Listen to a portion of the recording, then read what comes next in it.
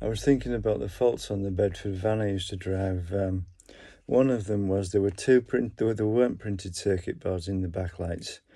They were stamped out of aluminium, and they were in too close to each other and used to touch and short, so that when you braked, the dipped beam used to come on the headlights, because the side lights and the brake lights circuits used to short. It wouldn't be not the side lights. The dipped headlight and the brake light circuits used to short. It wouldn't be the side lights because they're on a different circuit, I think. It had 7-inch. No, but they were round headlights. There were 7-inch ones and 5-inch ones. They were standard sizes, and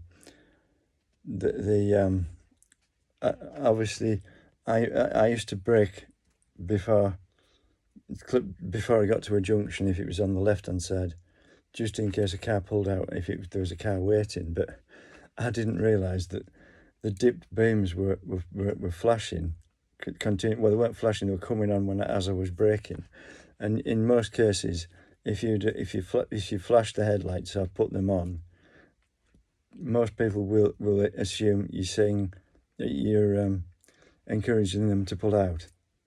Officially on the highway code, it says you're saying "I am here," but unofficially, most people interpret it to mean that you're encouraging them to perform the manoeuvre that they're thinking about, but they're anticipating. But I mean, I think I got pretty close to cars, and one of the lads said to me, "Ian, did you realise every time why are you putting the headlights on?" I think he said, and I realised they were coming on when I was braking, because wouldn't it put the dashboard lights on, the background lights on the dashboard? I think that's on the side light circuit though, isn't it? I think, I can't remember.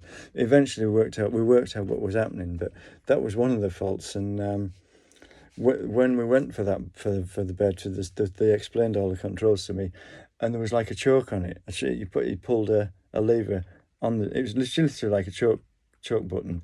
You'd pull it up, and it was on the dashboard in the corner of the windscreen. They said, don't use that unless it's absolutely necessary. It's very cold and it won't start. But I didn't realise what it did.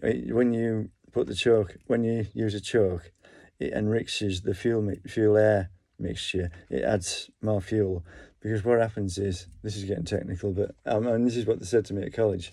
If you know this, you're more than a mechanic, because most mechanics would just say, why won't an engine start without a choke? And they'd just say, it won't. But the technical reason is the mixture. It's mainly on. It would normally be on a petrol engine.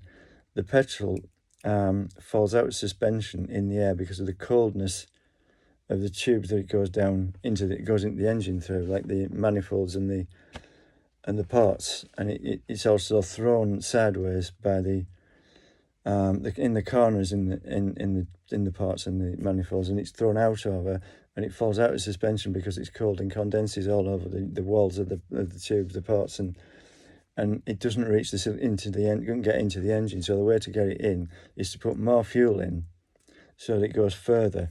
And the more you put in, the sooner it gets to the engine and starts. But you don't do that for long, because as the engine heats up, it's not needed. But with this particular system, it was enriching the mixture, not by I've forgotten what we're talking about. Well, on a car, a petrol car, it's done by either. No, that's an accelerator pump. It's done by it does pull the jets down on some carburetors. It adds petrol by altering the settings of the carburetor, but it's getting a bit technical. With a diesel, it actually twists.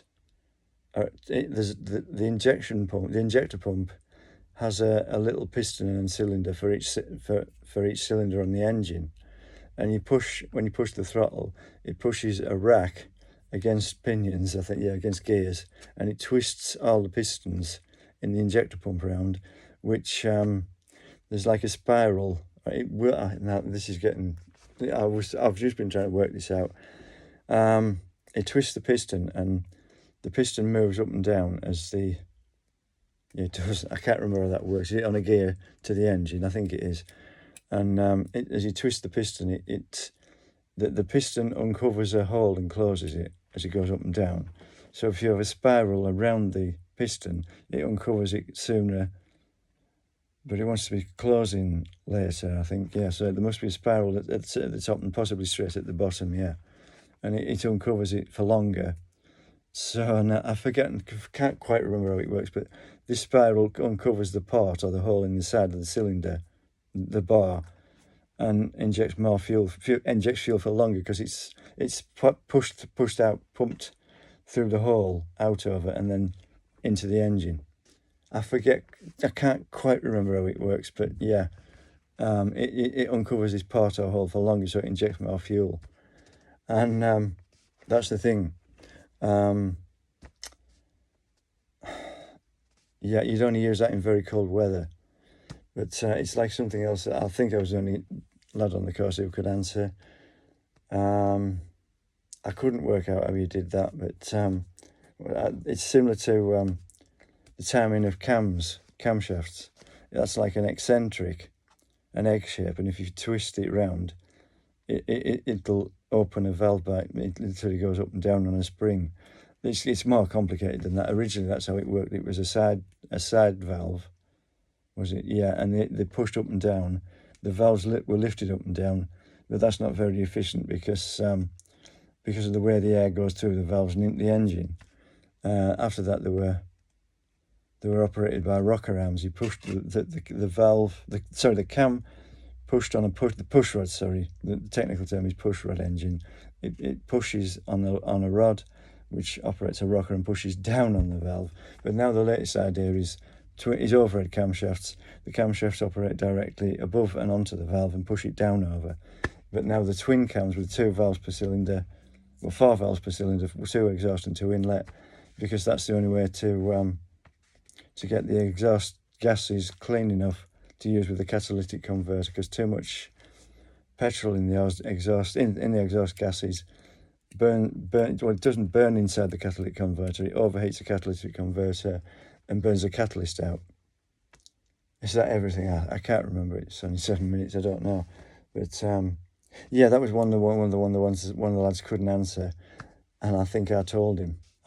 Did he nudge my chair or something like that in an exam that unusually I think it was the lecturer went out during the exam. They didn't often do that, particularly that one. And I think I told him he was wanting to know how to vary the shape of the camshaft and get it right, because you have your base radius at the bottom, your nose radius at the top, and you have to have a tangent on each end of on the ramps of the cam. There's a tangent. That's another application of the word tangent, to get it all smooth. And I think I told him how to do it, because you have to vary the distance of the lift and the duration of the lift. And another lad had written formulas on a beam on the roof. I don't know how he did that. He'd have to stand on a chair or a table. It was like an enclosed beam. It must have had plasterboard around it. And he wrote the formulas on the roof, whereas I used to sit in the lesson and work out the formulas. I had time to do it, and that's how I used to do it. We were supposed to memorize the formulas, but if I couldn't remember them, I used to work them out, how the formulas worked in is it algebra and stuff like that. I can't remember I think it's algebra, how it worked.